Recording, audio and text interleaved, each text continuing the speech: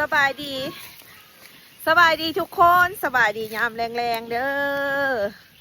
เมื่อนี้มิวสิพาทุกคนมาเลาะทงไห่ทงนาทุกคนเลาะเบิ่งบรรยากาศซื่อๆเด้อทุกคนเด้อเมื่อนี้เด้อให้มาเลาะเบิ่งทงนาแซงทุกคนมาเจาะเบิ่งนาน้องหมิงทุกคนเพิ่นว่าสีดำนาอะไรได้มิวเอ้ยว่ะก็เลยมาเบิ่งว่าเพิ่นอันโลกาแล้วบ่เพิ่นยังบ่ทันได้โลกาเด้อทุกคนอันนี้เป็นตากาน้องหมิงเด้อนี่เด้อตากาน้องหมิงตัวนี้เดหน้าเพิ่นคาดไว้แล้วทุกคนเพิ่นว่าแล้วบุญเดือน3แล้วงานทาสเพิ่นจังสีดำเพิ่นว่าอีกจัก3-4 มื้อเลยอีกจัก3-4 มื้อนี่แหละทุกคนเพิ่นจังสีดำนะมิวก็เลยสิลงมาเลาะเบิ่งก่อนคิดว่าเพิ่นจ้างก่อนคนโลกาไว้แล้วหั่นนะทุกคนปกติเพิ่นสิจ้างคนโลกาไว้ก่อนทุกคนเพราะว่าฮอดมือดำแล้วเพิ่นสีดำหั่นนะป้าทุกคนเสียงเครื่องอยู่ถ้าตุ่มผวางทุกคนได้ยินบ่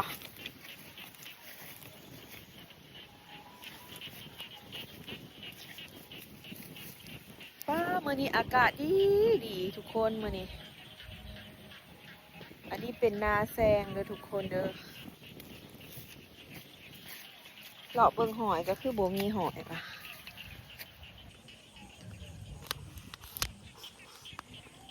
อันนี้เป็นหน้าน้องเหมียวทุกคน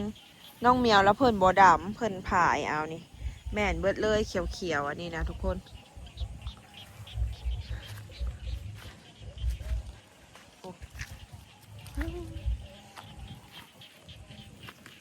อ้าวฝั่งนั้นเขาเจ้าดำแล้วอันนี้เป็นหน้าน้องหมิงเด้อทุกคนบ่ทันได้ดำนี่แต่ว่าเพิ่นให้รถมาปั่นให้เรียบร้อยแล้ว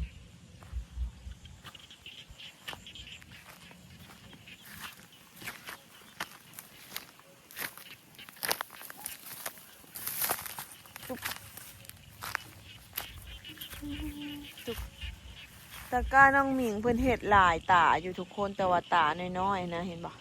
2 ตาเพิ่นเห็ด2 ตาน้องหมิงนะตะกร้าเพิ่น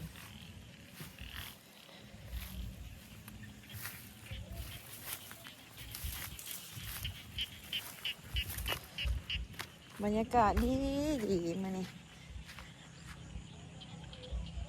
เดือดจนออกแล้วทุกคนนี่เห็นบ่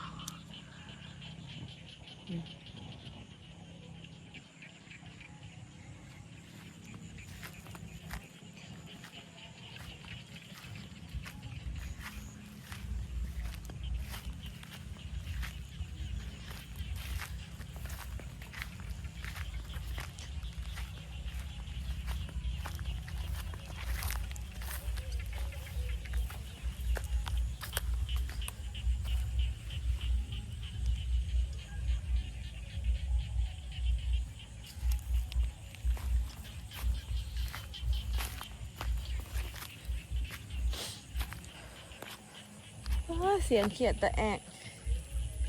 เขียดแต่แอกเลย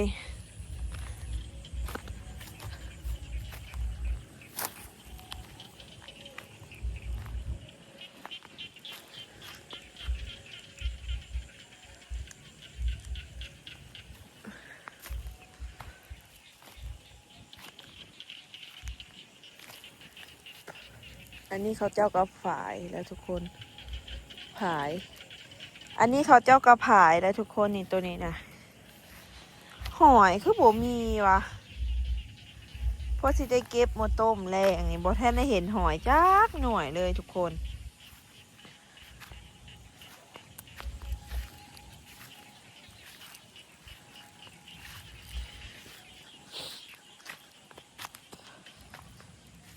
อากาศกับสีเย็นๆหนาวๆจักหน่อย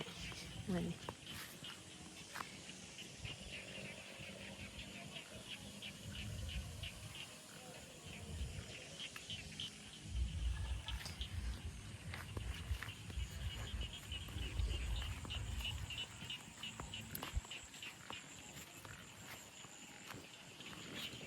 ไปเบิ่งหน้าให้บนเขาเจ้าดำก่อนบนดำแล้วนำบ่แม่นหน้าน้องหมิงทุกคนเป็นหน้าสาวน้องหมิง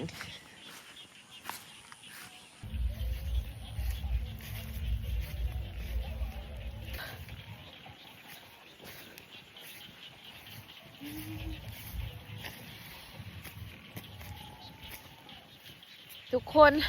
ลงมาย่างแบบนี้นะได้หอมกลิ่นข้าวทุกคนหอมอีดีได้บ่ได้หอมนี่ทุกคนอันนี้เขาเจ้าหากระดำแล้วมึงจะว่าเป็นอย่างเนาะดำน้าแซงนะมิวก็อยากหู้อยู่คือกันเป็นอย่างดำน้าแซงนะต้องดำที่แบบซี่ฮะนะทุกคนคือบุคือนาปีเนาะนาปีนะเขาเจ้าดำห่างเลยทุกคนเลยอันนี้ที่หนึ่งนี่ให้เบิ่งเห็นบอทุกคน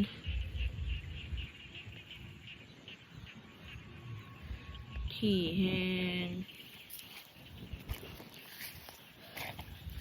โอ้ยมาหล่อถงหน้าข้าวเดียวมันลมอากาศมันเย็นน้อยหนึ่งค่ะนะทุกคนก็อยากเป็นหวัดแหละ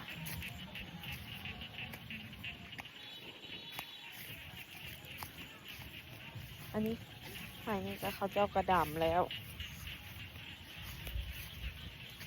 พูดแหละถ่าแล้วงานเดือน3ทุกคนอีก3-4 มื้อสิได้มาเห็ดขีบดำหน้าซอยน้องหมิงเนี่ยแบบนี้ฝากติดตามในเด้อทุกคนเด้อฝากติดตามหนูด้วยฝากติดตามมิวในเด้อทุกคนเด้อเพื่อเป็นกำลังใจให้มิวในเด้อจากการน้องๆที่อยู่ในคลิปดูก็คือหมิงกับเหมียวทุกคนฝากเป็นกำลังใจให้เพื่อนในเด้อ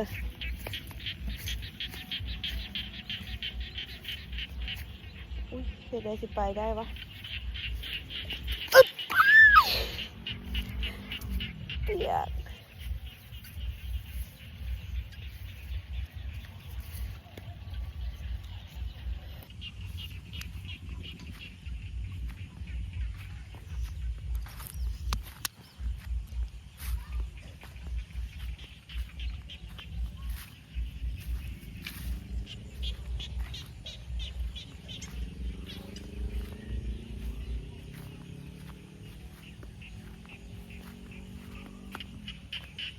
นี่ทุกคนตะกร้าน้องหมิงค่ะฝั่งนี้ก็มีป้าคือเป็ดย่องเท่ล่ะเมื่อไงทุกคนเห็นบอกมันเป็นแบบโบเรียบนี่นะทุกคนเป็ดลงย่อง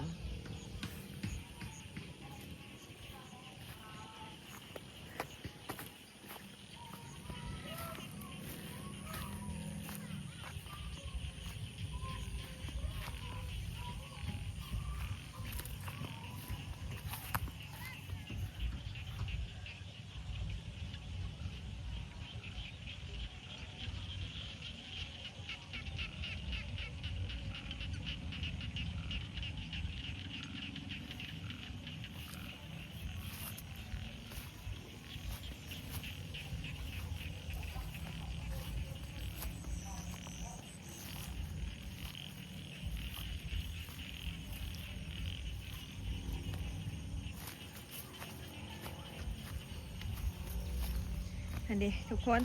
อันนี้เป็นตะกร้าของน้องหมิงตัวนั้นก็แม่นตัวนั้นจะตกน้ำหลังทุกคนตกน้ำหลังแล้วมันยังอ่อนอยู่เป็ดผัดเหยียบซ้ำอันนี้แหละพ่อดำแล้วนี่ทุกคน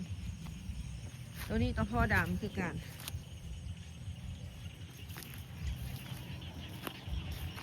ฝั่งนั้นเป็นนาน้องเหมียวจ้าเพื่อนไปดำน้องเหมียวคนขายอ่ะทุกคน